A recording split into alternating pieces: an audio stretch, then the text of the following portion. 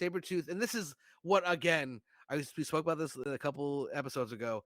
I love this version of Sabretooth so much. So, like he's like an old father. Like it's amazing. So earlier in the series, he saved two young mutants, and they stayed with him with the resistance in Chernobyl. And he's like, I'm taking Artie and Leech, and I'm getting out of here. And it's just this really, it's like they're my. I don't have anyone.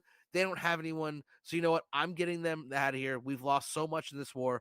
These two are not going to be the next ones. Right. I'm getting out. And that was But the main before I thing. That do, was the main thing for him. He's a grizzly, battle tested, battle hardened soldier, but he knows what war brings, right? And it's loss. And he thought that it was unfair for children to suffer the consequences of war like they are, right? He couldn't care less about him, Logan, or any of the other mutants that are soldiering on.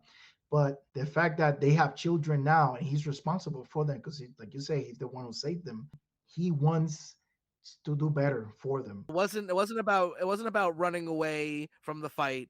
He just knew that If he he stayed, had the to. kids were not gonna make it. They're gonna die. Yeah, And because Sabretooth and Wolverine in most renditions, including this one, they have great healing factor. So they are probably gonna make it through no matter what. These kids don't. I don't think there's ever been a Sabretooth that's done that before. And I think that's why this is so fresh and so endearing, because that's kind of like what Wolverine kind of used to do. but before he leaves, he does something pretty cool. He gives to Logan this universe version of the Muramasa Blade or the Ebony Blade. I'm not sure what it's called nowadays, but typically it's the Muramasa Blade, which is like the sword that can cut somebody and negate their healing factor.